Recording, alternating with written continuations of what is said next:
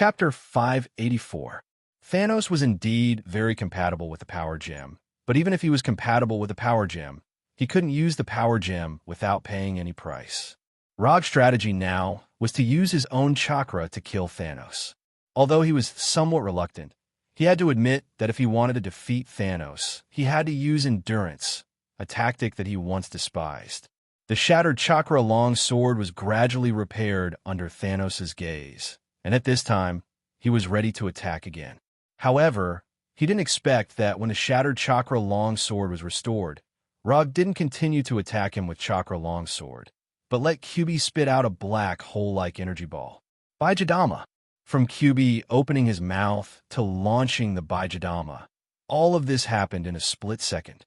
Thanos didn't even lift his left hand again, and the Bijadama with a diameter of nearly 10 meters came in front of him. There weren't many ninjutsu that Bijadama could use, and some Bijadama was the only move that Bijadama could use. But the existence of Bijadama was the best proof of one trick, eat everything. As the saying goes, a Bijadama that can launch a Bijadama is a good Bijadama.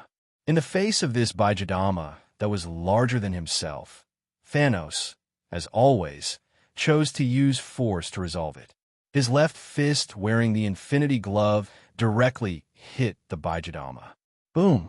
When Thanos' left fist and the Bijadama collided with each other, a mushroom cloud like a nuclear bomb explosion rose into the sky. The huge sound wave was mixed with a tsunami-like shock wave, indiscriminately attacking every corner around. Even the hill-like QB was pushed back by this terrifying shock wave, and the light blue Susanoo armor also had a gap of different sizes. The terrifying explosion caused by the Bijadama and Power Gem's energy had not dissipated, and QB's Susanoo armor returned to its original appearance. Although the dazzling light and storm caused by the explosion blocked Rog's sight, with Chakra's perception, he still determined Thanos' current state and location for the first time. The strength of life energy has decreased compared to before. Perceiving the current life state of Thanos was not Rog's main purpose. At this time, he was more concerned about the specific location of Thanos. When he locked the position of Thanos, the two giant hands on QB's back launched an attack at the same time. These two chakra long blades, which were completely condensed from the chakra immortal technique, slashed at Thanos from two different angles at the same time. Boom! Boom! These two powerful swords almost hit Thanos at the same time. On the ground where Thanos stood, there were two intersecting, terrifying sword marks that were hundreds of meters long. With a swing of his sword, the mountain peak shattered. If Madara's full-body Susanoo can do this, then there's no reason why Rog's Susanoo can't do it.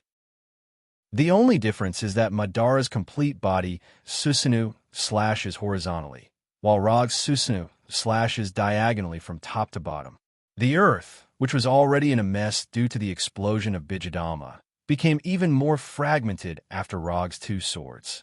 Not only the ground where Thanos stood, but even the ground under QB's feet also had spiderweb-like cracks. The flat ground became undulating like building blocks, disorderly and disorderly. These two powerful swords did hit Thanos, but the damage caused to Thanos was far less than Rog imagined. When these two swords were about to hit him, Thanos once again made a move to forcibly integrate the energy of the Power Gem into his body.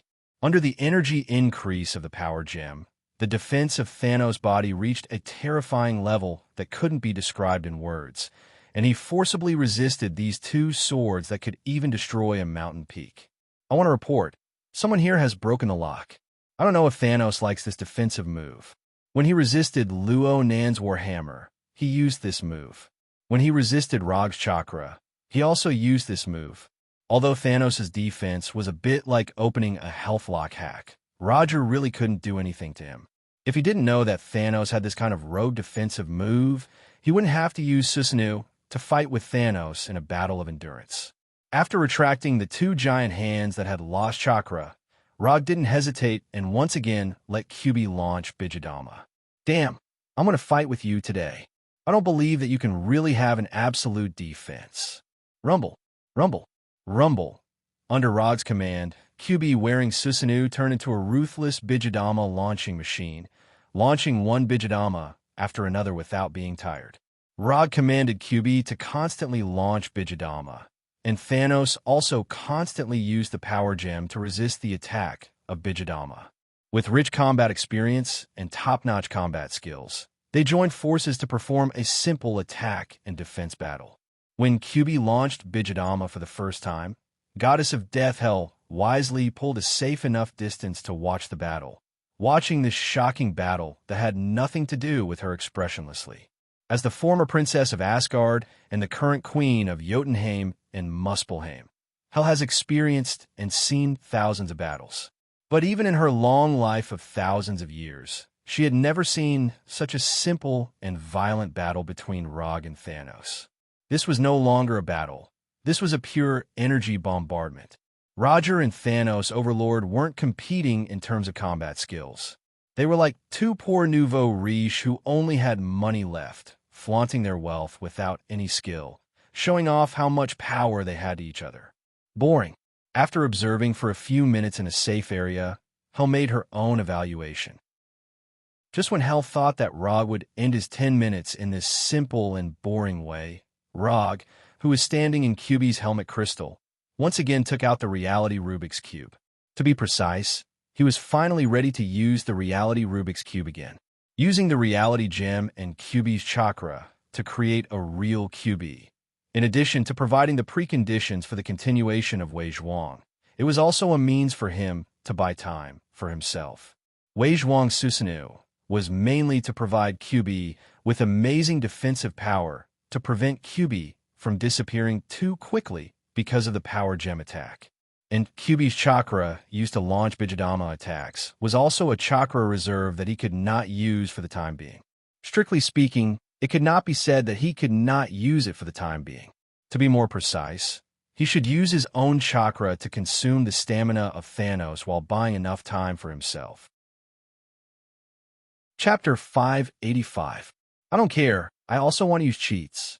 If possible, which ninja doesn't want to be an honest ninja? But there is no other way, no matter in which world, there are some cheats. As we all know, only by using cheats can you deal with cheats and make the unfair battle fair again. So in order to deal with Thanos, who opened the lifelock cheat, Rog decided to use some cheats for himself.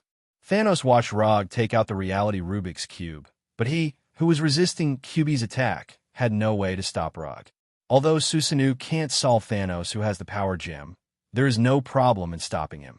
After taking out the reality Rubik's Cube again, Rog no longer controlled QB to fight, but let QB choose his own attack method.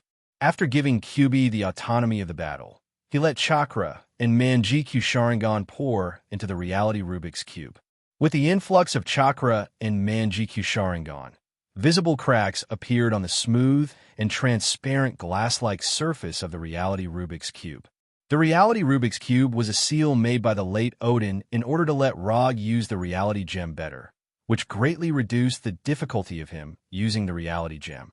Now, Rog intends to take the initiative to remove the seal made by Odin. Simply using the reality gem through the reality Rubik's Cube can't compete with Thanos, who fully exerts the power of the power gem. Only by fully exerting the power of the reality gem can he defeat Thanos, who is incomparably compatible with the power gem. Bang! A few seconds later, the crisp sound of glass shattering could be heard.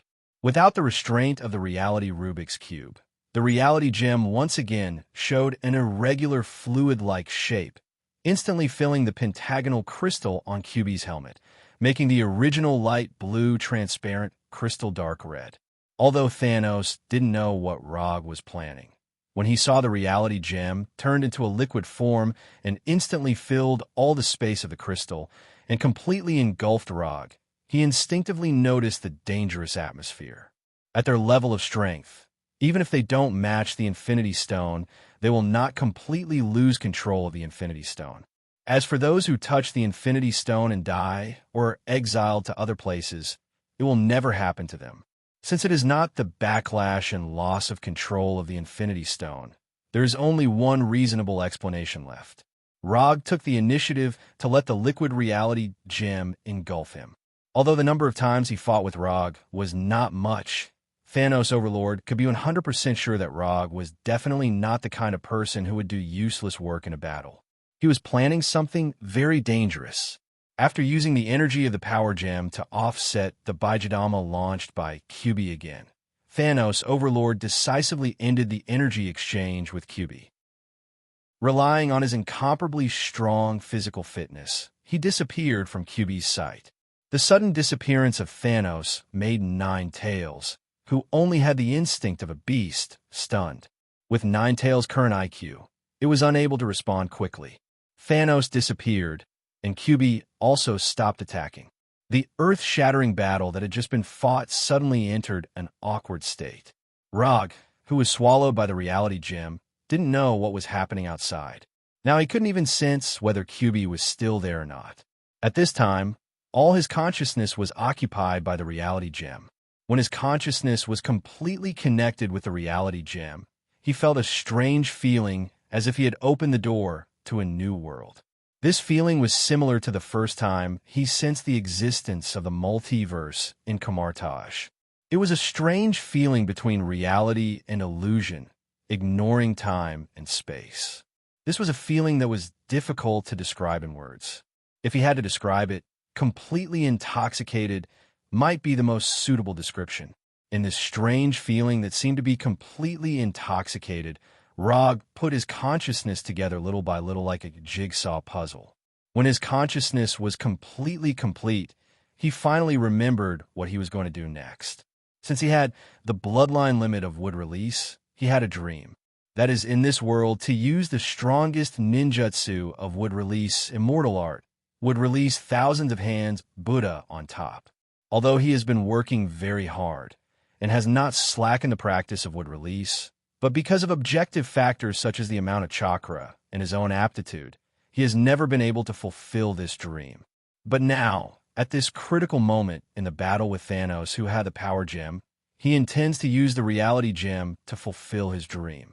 As his consciousness began to return to his body, the Reality Gem in the liquid form also poured into his body like natural energy.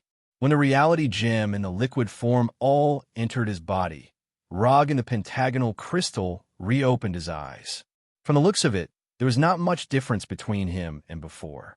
But as long as you sense the amount of chakra in his body, you can clearly feel his changes.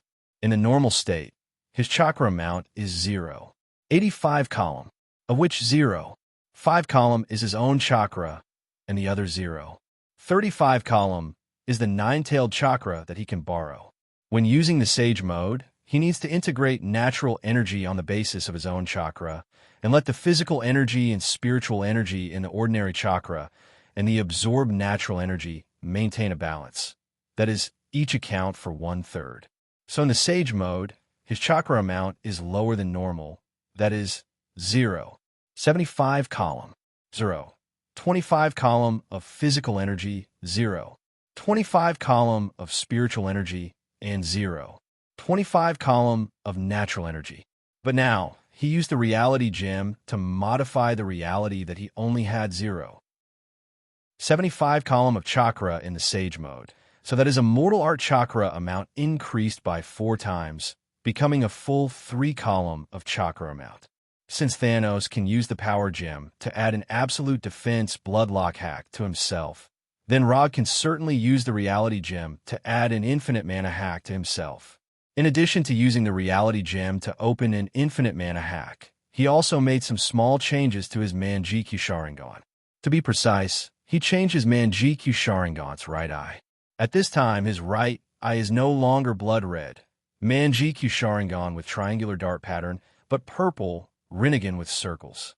If Susanoo can't defeat Thanos, who has the Power Gem, then let Thanos taste the power of Rinnegan and Woodstyle's strongest ninjutsu immortal art. Woodstyle, True Thousand Hands, on the top. Chapter 586. A Manjikyu Sharingan and a Rinnegan. This is the strongest fighting posture Rog has set for himself at this time, although the two Rinnegan are more symmetrical and more powerful. But considering the special situation of Thanos and the Power Gem in his hand, Rog still kept a Manjikyu Sharingan for himself as a backup. Using the reality gem to enhance his chakra and evolve a temporary Rinnegan for himself, Rog broke the pentagonal crystal in QB's helmet and flew out of it. Then, he removed the Susanoo armor on QB and let QB return to his original appearance.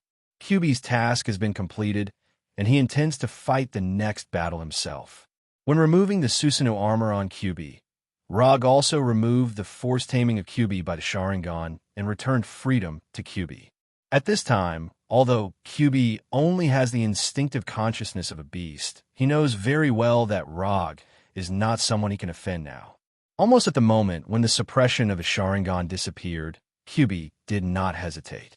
He did not look at Rog floating above his head and turn to run. Rog did not stop QB's escape and let him leave the battlefield that did not belong to him. If it was on Earth, he would not dare to let QB leave like this.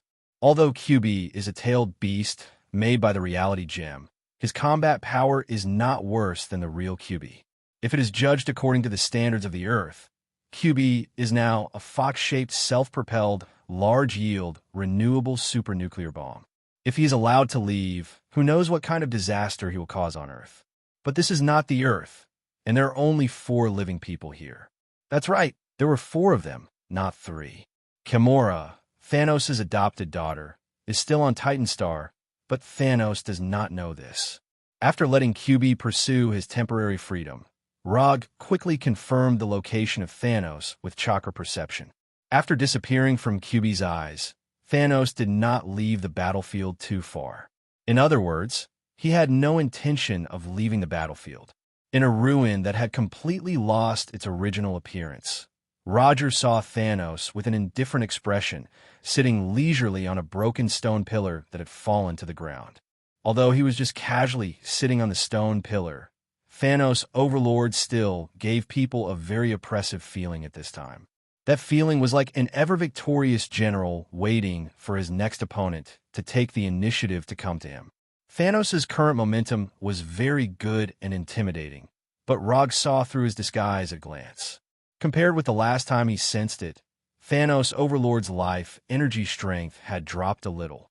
The power gem was indeed a universe-level treasure, and it could bestow unimaginable power to the user. But at the same time, the conditions for using the power gem were also extremely strict. If he was slightly weaker, he wouldn't even be able to touch the power gem, let alone use it. Although Thanos met the minimum requirements to use the power gem, this does not mean that he can use the power gem for a long time. Although Susanoo did not bring any obvious injuries to Thanos, it successfully consumed a part of his stamina and life energy. So don't look at Thanos' overlord sitting on the stone pillar. His real purpose was actually to let himself take a breath to recover his consumed stamina.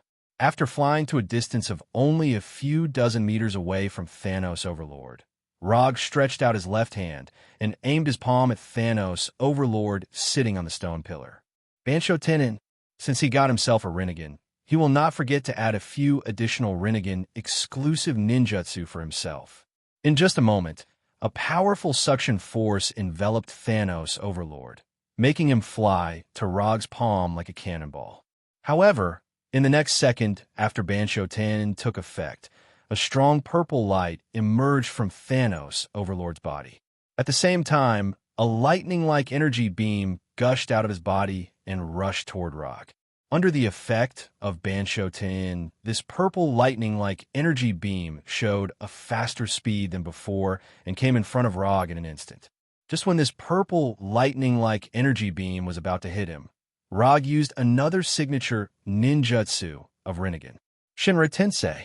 In the Systems Exchange page, the introduction of Shinra Tensei was that, with himself as the center, all objects and ninjutsu around him will be bounced off and cause damage.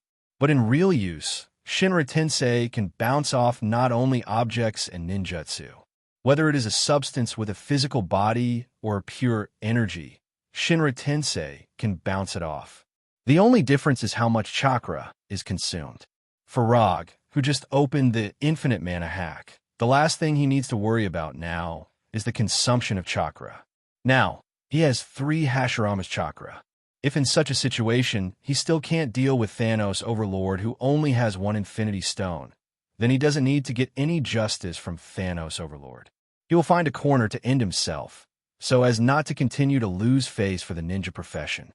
The purple lightning-like energy beam was bounced back by Shinra Tensei, without any suspense, and returned to the front of Thanos Overlord at a faster speed. Boom! Without any hesitation, Thanos Overlord once again released an energy beam, blocking the attack that should have hit Rog. The impact of the explosion let Thanos Overlord get rid of the control of Enchanting and fell to the ground. But Rog's attack was far from over. Almost at the moment when he landed, Rog's right palm shot out a black ball with a diameter of only a few centimeters.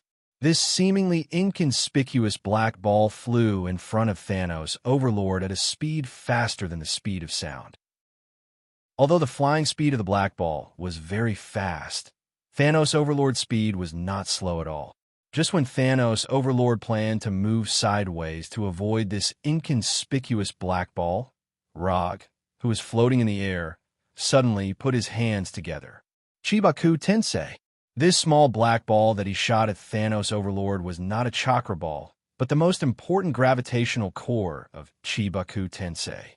A powerful gravitational force, more terrifying than Bansho Ten, emerged in an instant, forcibly pulling Thanos Overlord who was trying to leave.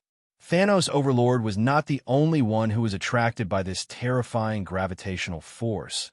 Including the ground where he stood, everything around him was forcibly pulled over as if it was attracted by a black hole. Under the attraction of Chibaku Tensei's gravitational core, Thanos Overlord didn't even have the chance to drive the power gem. He was forcibly pulled into the gravitational core and was surrounded by the dirt and stones that were constantly flying around. Chapter 587. In just a second or two, a ball with a diameter of 100 meters made of rocks and soil floated in the air. Below this planet-like ball, there was a huge round pit with a diameter of hundreds of meters.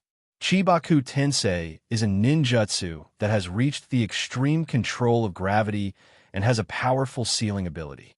In Naruto's world, Rikudo Sunin used Chibaku Tensei to seal Jubi's body, Geto Mazo, and created the moon in Naruto's world. At this time, although Rog couldn't create the moon like Rikudo Sunin, it wasn't difficult to use it to seal and restrict Thanos with the power gem.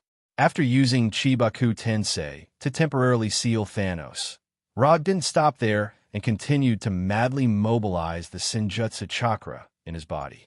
With the power gem in hand, Thanos would be able to escape from Chibaku Tensei sooner or later.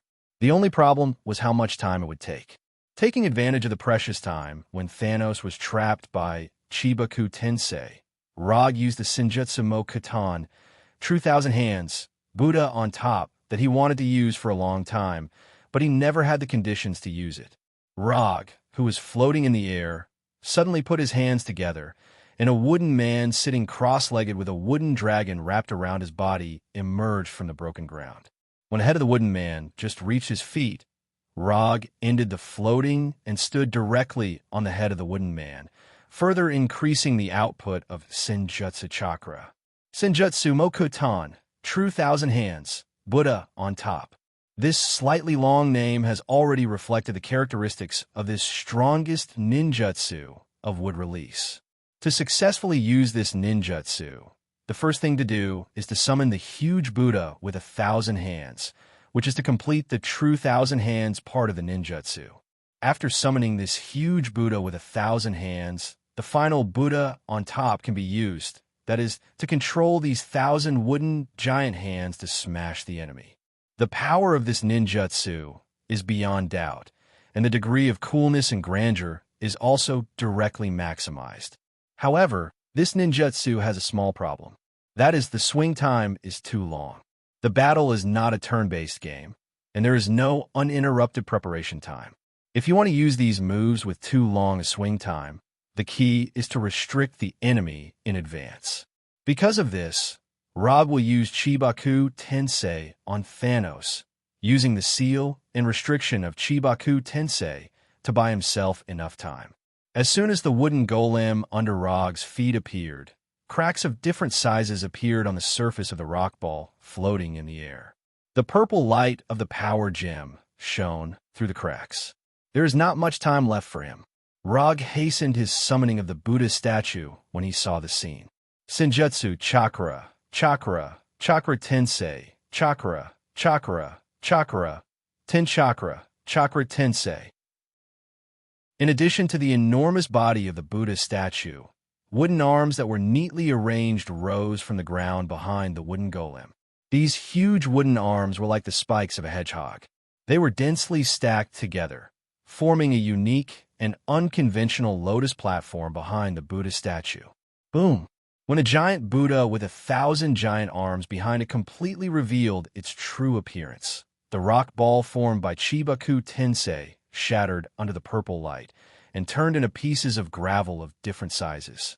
Relying on the power of the power gem, Thanos successfully got rid of the seal of Chibaku Tensei. However, at the moment when he got rid of the seal of Chibaku Tensei, he saw the huge Buddha statue in front of him like a real mountain. What a shock! Big is shock. As long as an object is big enough, no matter how ordinary the object is, it will give people a shocking feeling. Especially after comparing it with their own size, this kind of biological instinctive shock will become even stronger. In front of this huge Buddha statue, Thanos, who was more than 2 meters tall, was as small as an ant. Senjutsu Mokutan, true 1,000 hands, Buddha on top. Rog didn't pay attention to Thanos' shock.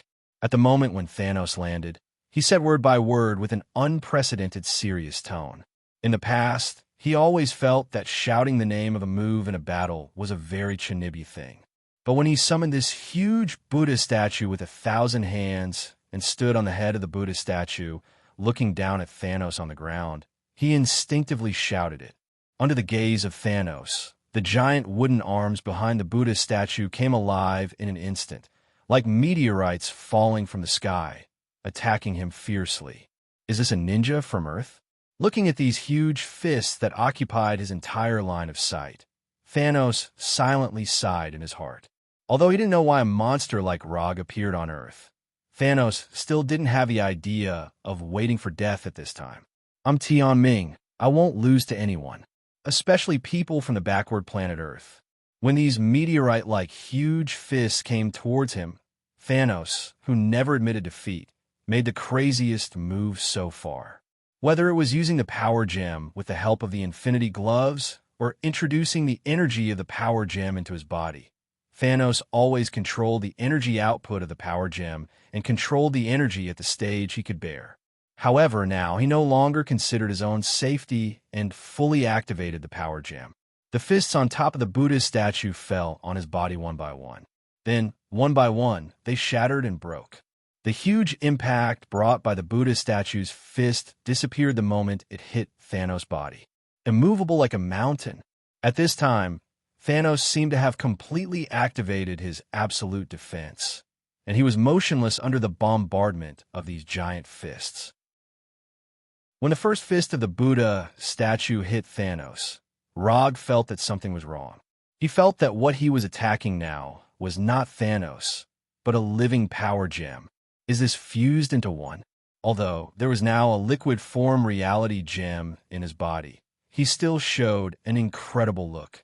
He integrated the reality gem into his body just to better use the power of the reality gem and improve the compatibility between himself and the reality gem. But what Thanos did at this time was completely different from him.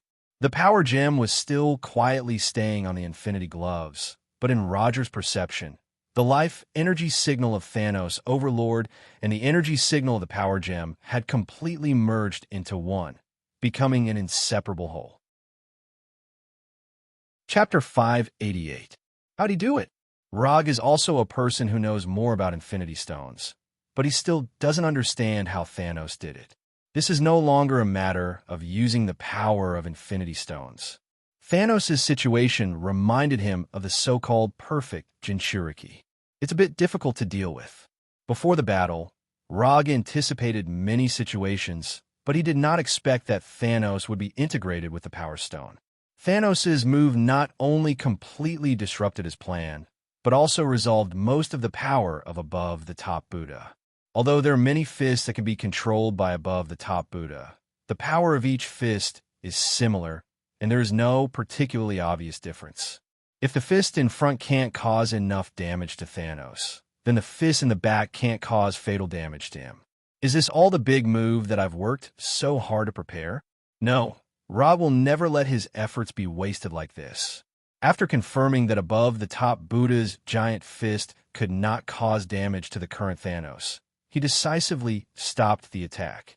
In the past few seconds, above-the-top Buddha had thrown hundreds of punches using about 1/10 of his arm. When the arm behind the Buddha's statue reformed into the shape of a lotus throne, it could be clearly seen that the front layer had a fracture, making the originally majestic and shocking Buddha statue show some sense of fragmentation.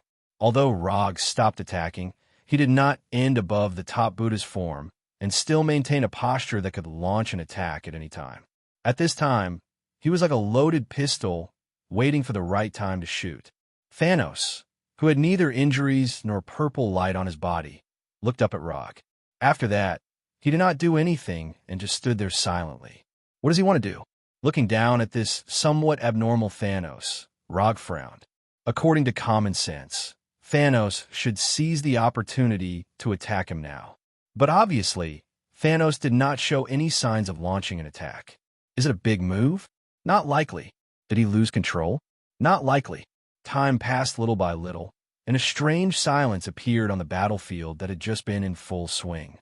Thanos did not attack Rog, and Rog did not want to waste his Buddha transformation.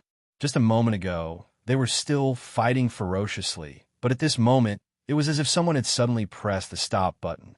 They tacitly maintained this silent scene that should not have appeared. Just as Rog was considering whether to continue to use Buddha on the top to test Thanos, on a small hill far away from the battlefield, a strong divine power of death suddenly erupted. Only after this undisguised divine power of death appeared did Rog remember the 10-minute promise he had with Hela. Damn it, how could I forget about this? As the only spectator at the scene, Hela witnessed the entire battle between Rog and Thanos. Although there were some boring energy exchanges and inexplicable pauses in the middle, overall, the battle between Rog and Thanos still gave her a lot of gains. In particular, Rog's immortal technique would release True Thousand Hands, Buddha on the top, directly refreshed her evaluation of Rog in her heart. She knew that Rog was not weak, but she did not expect that Rog had such a powerful move hidden.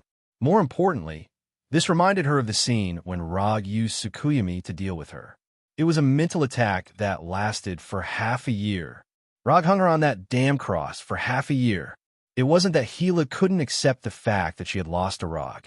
She just felt that Rog didn't seem to have used all his strength back then. Compared to Tsukuyomi's mental attack, Buddha on the top was clearly more like Rog's trump card. However, Hela would never have thought that it wasn't that Rog didn't want to use Buddha on the top, but that he couldn't use it at all.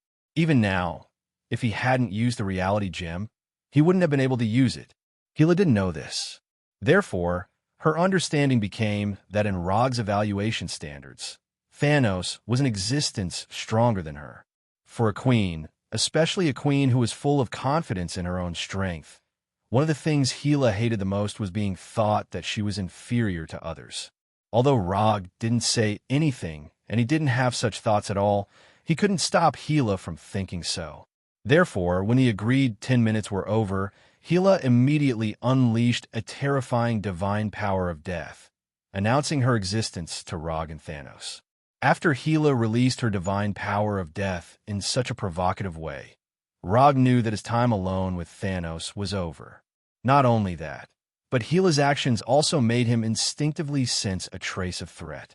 This feeling was as if he had suddenly been targeted by a powerful and deadly beast. Before he could think further, Hela, who was at the edge of the battlefield, disappeared. In just an instant, Hela crossed a distance of thousands of meters and flashed near Thanos. Until now, Thanos was still as motionless as a mountain, as if he didn't notice Hela's arrival at all. Without any hesitation, Hela summoned her most commonly used black longsword and stabbed at Thanos' heart like lightning. Chi! Just as the black longsword in Hela's hand, condensed from the divine power of death, was about to pierce his heart, Thanos finally moved. However, he moved a little too late. Hela's lightning-fast sword still stabbed Thanos. However, it wasn't his heart that was pierced, but his left shoulder.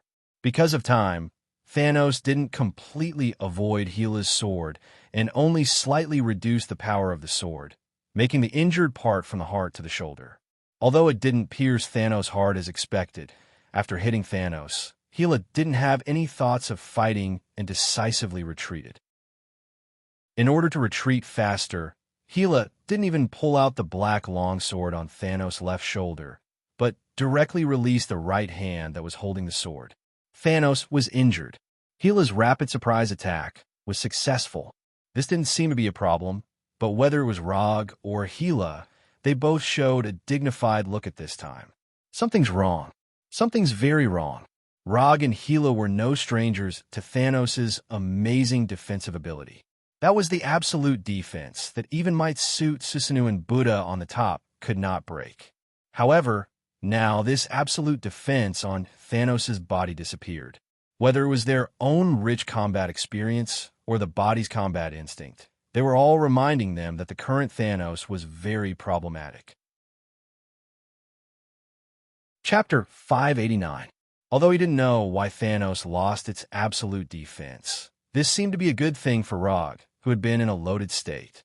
After Hela chose to retreat without hesitation, Rog decisively activated Buddha on the top, which was in a resting state. Eula, Eula, Eula, Eula, Eula.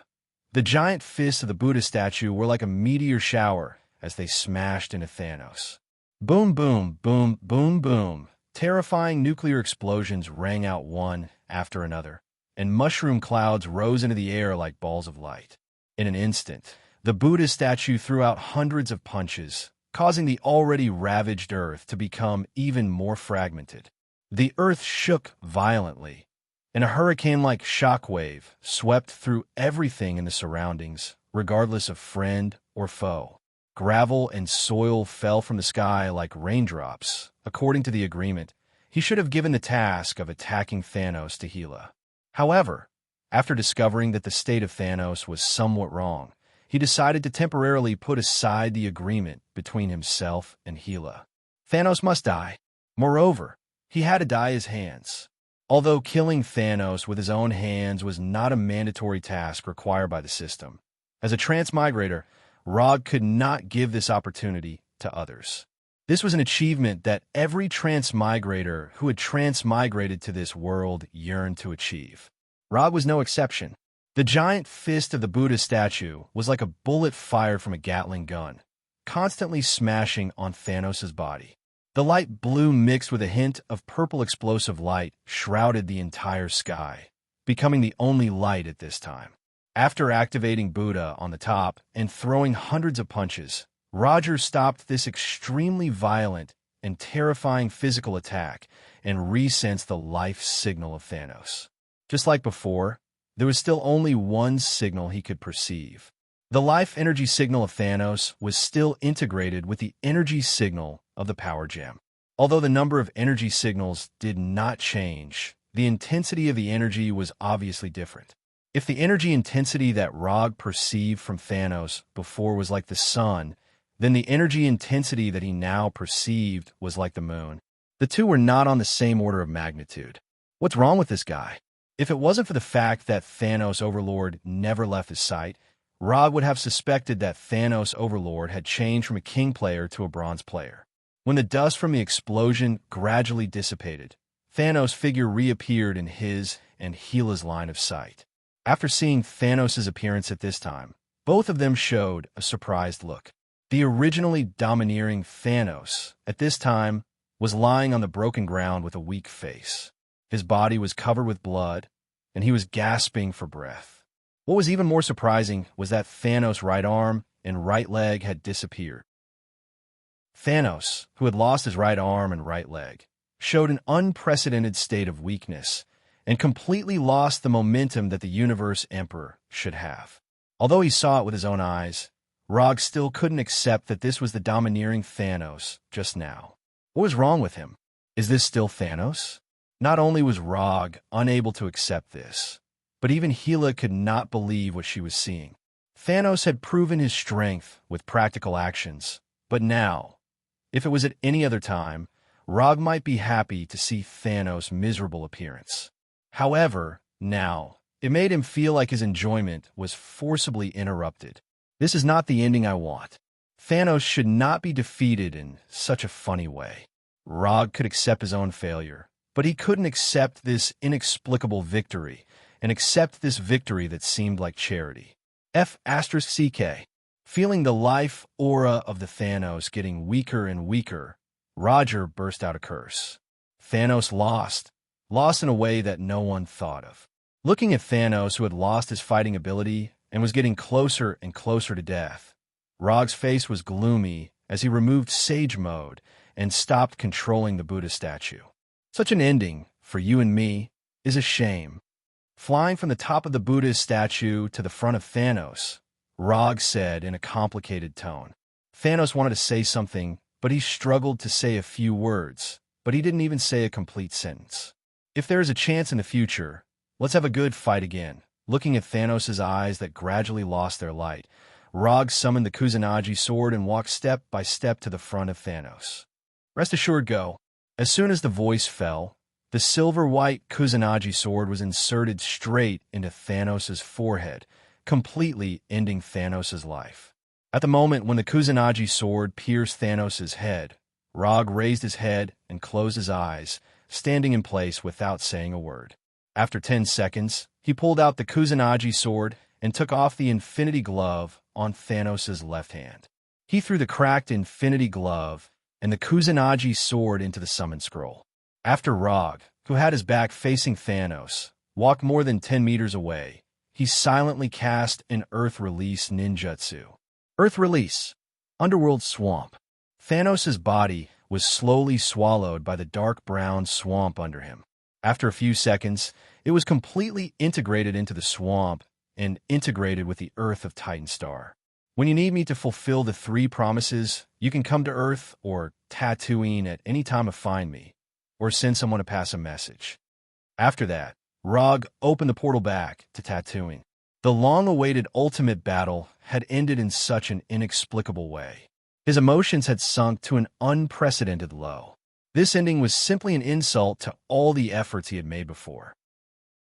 Although Gila didn't know why Rog suddenly became so lost, after seeing Rog's expression, she didn't ask a word and nodded silently, indicating that she understood. After nodding to Gila to express his gratitude, Rog walked into the portal and returned to the Hokage's office in Konoha Hidden Village. Although he didn't have many things to deal with right now, such as the supreme intelligence that was eyeing the Soul Gem, or the Tree of Life planet on Igo, or the Sage Body that hadn't been fully developed yet, or the Man-GQ Sharingan that hadn't evolved into Rinnegan. But now he had no interest in anything. He just wanted to sit quietly in the Hokage's office and look up at the ceiling in boredom. Thanos shouldn't have died like this. It really shouldn't have. Time passed little by little, from day to night, and from night to sunrise. After staying in the Hokage's office for a whole day, he finally stood up and came to the huge floor-to-ceiling window of the office, looking at the unknown planet in the sky. No, it can't end like this. His battle with Thanos must not end like this. Chapter 590. Thanos could die, but he couldn't die in such a dubious way. A crazy plan emerged in Rog's mind. After looking at the distant sky and thinking seriously for a few minutes, he opened the portal to Igo Star. After nearly a year of growth, the divine tree had grown into a real towering tree. At this time, the divine tree was nearly 1,000 meters high, and its lush leaves and thick branches showed a posture of covering the sky and the sun. In addition to its amazing size, the divine tree was crazily devouring the natural energy on Igo Star like a cancer cell. With the location of the divine tree as the center, the surrounding hundreds of kilometers of area had become a forbidden land for life, without any plants or life. Igo, come out. Rog, floating in front of the divine tree, said in a calm tone.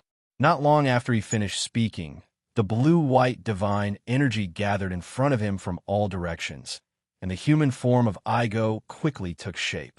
What do you want? The white-haired Igo looked at Rog with a vigilant face and asked silently. Since Rog planted the divine tree on him, Rog had become a nightmare for him, a nightmare that he couldn't get rid of and that came to visit him from time to time. I know you don't like the divine tree very much, so I'm going to agree to your previous request and let you accelerate the ripening of the divine tree. I just want to know now, how long do you need to complete the ripening without damaging the divine tree? In the beginning, Rog intended to let the divine tree grow to maturity on its own. But now he changed his mind. As long as it didn't affect the final chakra fruit, artificially accelerating the growth of the divine tree was not unacceptable. Half a year in Earth time. Igo Star was not a normal planet, and Igo Star did not orbit the stars, so Igo could only answer Rog in Earth time. Okay, I'll give you half a year. After half a year, I'll come and take the divine tree and the fruit. As for you, you can go wherever you want. I won't stop you. Igo didn't expect that Rog would agree to his previous proposal to accelerate the ripening. A long time ago, he had tactfully suggested that the divine tree mature, hoping to end the tragic experience of the divine tree constantly devouring his life force. Although accelerating the ripening of the tree of God would cause some damage to his life force, he could accept some collateral damage after considering that he would be able to completely distance himself from Rog after the tree of God matured. A short pain is better than a long pain. That was what he was thinking. However, his suggestion was mercilessly rejected by Log as soon as it was raised. Good, that's what you said. Within half a year, I'll definitely make the divine tree mature. Although Igo didn't know what Rog had experienced, he didn't want to let go of this opportunity to regain his freedom as soon as possible and agreed.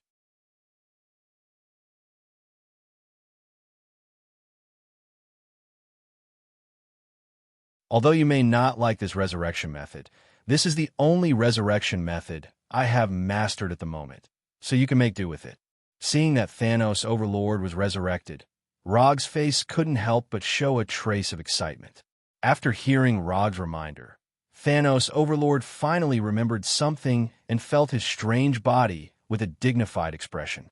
After confirming the Edo Tensei's body in detail, Thanos Overlord said again, "What do you want to do? I want to have a fair fight with you, a fair fight without relying on Infinity Stones. No Infinity Stones, no helpers, just the two of us. Let's fight with our own abilities, regardless of life and death." Rog said very seriously. He couldn't accept the kind of victory that seemed to come from charity. He wanted to use his own strength to win against Thanos Overlord. Just for this? Thanos Overlord obviously didn't believe this reason. Just for this. Rog replied with great certainty. Ha ha ha. You're a madman, a real madman. Slayer Lord suddenly laughed out loud, unbridled and insolent. Crazy ninja against crazy titan. This will be a very good battle. I accept your proposal. Chapter 591.